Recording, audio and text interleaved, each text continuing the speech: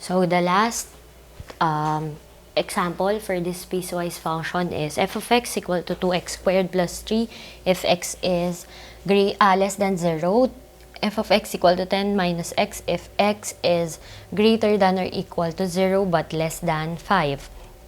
Then f of x is equal to x plus 3 if x is greater than or equal to 5. So first, we separate the given functions. So we have f of x equal to 2x squared plus 3.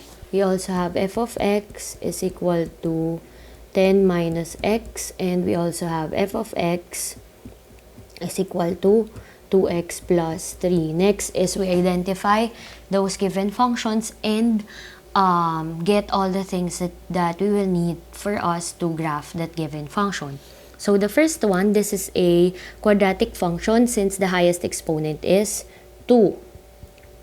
Next, since this is a quadratic function, we have to get the vertex and the opening of the parabola. So to get the vertex, we identify the value of a, which is 2, and the value of b. Since the term bx is not visible in this equation, the value of b is 0. So next, we get the value of h by using the formula negative b all over 2a. Substituting, we will have negative 0 all over 2 times 2. And simplifying, we'll have negative 0 all over 4. And the answer is 0. Then for the k, all you have to do is substitute the value of h in the given function. So we will have 2 times 0 squared plus 3. Simplifying, we will have 2 times 0, 0 plus 3, and the answer is 3. So we have the vertex as 0, 3. And the opening of the parabola is upward since the value of a is a positive number. Next, we check if the given restriction for this function is the same with the x value in the given vertex. So yung restriction natin, the base point should be 0 and the vertex is 0. So since this is the same, wala na po tayong kailangang kunin pang values of x. Eto na yan. Kasi nga po, the same yung base point ninyo sa x coordinate ng vertex. So, you leave it as it is.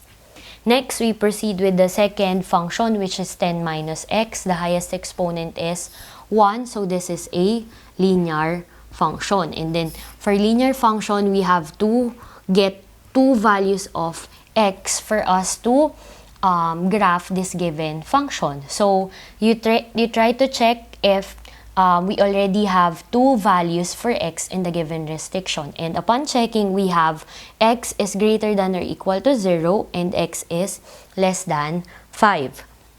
So, since it is bounded by two values of x, we already have two values of x. So, no need to assign values of x. We just use 0 and 5 since it's already given in the restriction. So, having the values of x as 0 and 5, we solve for the value of y. So, solving for the value of y, if x is 0, you just substitute the value of x as 0 in the given function. We'll have 10 minus 0. And then simplifying, we'll have 10. And, let's just erase this one first. So, the first coordinate will be 0, 10. And then for the other one, we'll have y is equal to 10 minus 5, substituting the value of x here. Then simplifying, 10 minus 5 is 5. So your second coordinate, our second point is 5, 5. So we already have 2 points. So we can now graph the function 10 minus x already. Next, we have f of x is equal to 2x plus 3. So, we have 2x plus 3. Then, since the highest exponent is still 1, this is still linear function. And then, since this is a linear function, we have to assign two values of x given this restriction. So, your restriction is x should be greater than or equal to 5. So, we already have one values of x. Since 5 is already given here, we already have one value in the restriction, and that will be your base point. And then, all you have to do is assign value of x which will satisfy the given restriction. So, what number will satisfy this given restriction na x should be greater than or equal to 5? So, what's the next highest number to 5? Yung next highest number to 5 is 6. Bakit highest? Kasi nga po, greatest. Or greater than, x should be greater than or equal to 5. You cannot assign 4 kasi 4 is not greater than 5. So, ano yung next na higher? Yung 6. Then, we solve for the value of y. Ma'am, lagi ba yung next higher? Hindi naman. Pwedeng 7, pwedeng 8, basta higher than 5. Yun nga lang, para mas madali tayong makapag-plot later on, you just get the next value to 5. So, solving for the value of solving for the value of y, we'll have 2 times 5 plus 3. Then, simplifying, we'll have 10 plus 3. Then, the value of y will be 13. So, your first coordinate is 5, 13. Next, if x is equal to 6, y is equal to 2 times 6 plus 3. So, we'll have 12 plus 3. The answer is 15. So, your second coordinate is 6, 15. So, we already have 2 points. 2 points determine a line. We can now proceed with the graph. So, let us first graph 2x squared plus 3. So, and since positive yung values niya, i-adjust na lang natin yung Cartesian plane. So, let's say this is your origin, this is the x-axis, and this is your y-axis. And then, since yung vertex niya is 0, 3, and the opening is upward, so let's say this is your 3.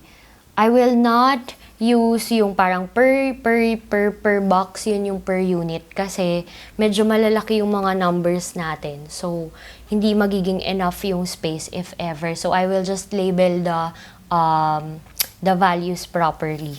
So, you just have to check na lang. So, let's say this is 3. Then, ang vertex natin ay 0, 3. So, this is your vertex. Pero, you have to check since this is the vertex and this is your base point. Is 0 included? Hindi po. Bakit hindi included yung 0? Kasi walang equal to. So, kahit siya yung vertex, the circle is still hollow. Kasi nga po, 0 is, the value of x as 0 is not included. And since this is a parabola that opens upward and your x values should be less than 0, you will just extend the parabola on the left side of this point. Bakit sa left side lang noong point? Kasi nandito yung less than 0. Di ba nandito yung negative 1? Nandito yung negative 2? Kasi if you'll extend the point here, the values here are positive values. So, pwedeng ito yung 1, tas ito yung 2. Positive values na to. So, this will not satisfy your given inequality or your given restriction. Kasi, x daw should be less than 0. That's why, you will only extend the parabola dito sa left side ng equation. Kasi nga po, the values here are negative values which will satisfy the restriction that x should be less than 0. So, this is it for 2x squared plus 3. We proceed with 10 minus x na function. We have 0, 10. So, let's say this is your 10. Is 0 included? Yes. So, your point is a shaded one.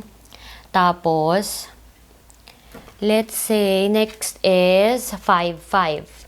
So, let's say this is, sabihin na natin, ito na lang. This one is 5 and the partner of 5 is 5 then also. So, let's say, excuse me, this is 5.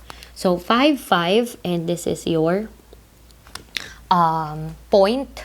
This is hollow kasi 5 is not included. So, next is, since boundary siya between 0 and 5, 0 to 10 to 5, 5, all you have to do is connect the points. No need to extend the point downwards or upward kasi ang sabi lang in between 0 to 5. So this is your 0 in terms of x and this is your 5 in terms of x. So this will be the boundaries of your graph. So dito lang yung graph ninyo. So that's it for the second function. Then for the third function, we have 2x plus 3. Your points are 5, 13. So we have 5. Let's say this is 13. So, nandito yung, is 13 included? Yes. So, this is a shaded point. And the next one, it is 15. So, let's say this is your 15. So, ito yung 6. Okay lang yung ganitong graph. You just have to label it properly. So, no need na kailangan siya ay parang like strict with the points. Basta as long as you will label it properly, you will label the numbers, then it's okay. Next is 6, 15. So 6 and then 15. Ma'am, is it shaded or is it hollow? It is shaded since 6 is already included in the restriction na x is greater than or equal to 5. And then all you have to do is connect the points. And hindi siya bounded between 5 to 6 na values of x, diba? It only states here na x should be greater than 5. So, ibig sabihin yung 7, 8, and so on and so forth, yung 9, 10, and so on and so forth, is still included in this graph. So, how are you going to show that one? Kailangan i-extend mo pa siya infinitely upward. Bakit upward, ma'am? Kasi una, slant line ang linear function, and another thing, nandito yung mga positive values mo. Hindi mo siya pwedeng i-extend downwards kasi pag in-extend mo siya downwards, ang makukuha mo is yung less than 5. Ang sabi nga sa restriction, x should be greater than or equal to 5. So, since it is greater than or equal to 5, you have to extend it upwards. Okay? Next, so we're done with the graphing. We proceed with the domain and the range. So for the domain, you just have to check the graph sa left side at sa right side niya. Ito, yung left at saka yung right. So yun yung papansinin natin. Yung middle ng graph ninyo, may graph dito. So ibig sabihin, included na ito. Kasi for this one, ma'am, sabihin nyo, 5 is not included, ma'am, because of the hollow na circle. Pero may shaded dito sa taas. And values of 5 is the same. So, ibig sabihin, 5 is still included. Same with this one. 0 is not included here, but 0 is included here. So, ibig sabihin, pasok pa din or kasama sa range yung 0 at yung 5 na values of x. So, all you have to do is check if the graph extends infinitely on the right side. Nag-extend ba siya infinitely on the right side? Yes. Kasi ito ay nag-extend upwards infinitely. So, dahil nag-extend siya infinitely upwards, as this extends upward, nakukuha niya yung values of x here. Tapos, ganun din dito. Ito ay nag-extend infinitely on the left side. So, yung mga negative values niya ay nakukuha pa din. So, ibig sabihin, it extends infinitely on the right side and also on the left side, then lahat ng values of x ay nakukuha since yung gitna din niya ay may graph. So, your domain is an element of real numbers. Kasi ito naman ay hindi pataas constant na ganun, 'di ba? So, since this is a parabola, nag-open siya, nagiging wide yung scope niya. So, since nagiging wide yung scope niya, nakukuha niya lahat ng values of negative x. Ito din, since slant line siya, nakukuha niya yung lahat ng values of x dito. So, element of real number siya. Then, for the range naman, ang titingnan naman natin for the range ay yung upper part and yung lower part ng graph. So, if you can see, yung y-axis, nag-extend siya infinitely upwards. So, ganun din dito, nag-extend infinitely upwards. Pero for this part, as you can see, natigil yung graph dito sa part ng 3. Yung below ng 3, wala siyang graph. So, since walang graph below ng 3, magi-start lang tayo sa 3 pataas. So, yung magiging range ninyo, dahil 3 pataas lang siya, the numbers in the y-axis dun sa 3 pataas ay greater than 3, obviously. So your range will be y should be greater than or equal to 3. That's it. I'm sorry. It's not greater I equal to kasi 3 is not included kasi nga mayroong hollow na circle. So, y is greater than 3 lang.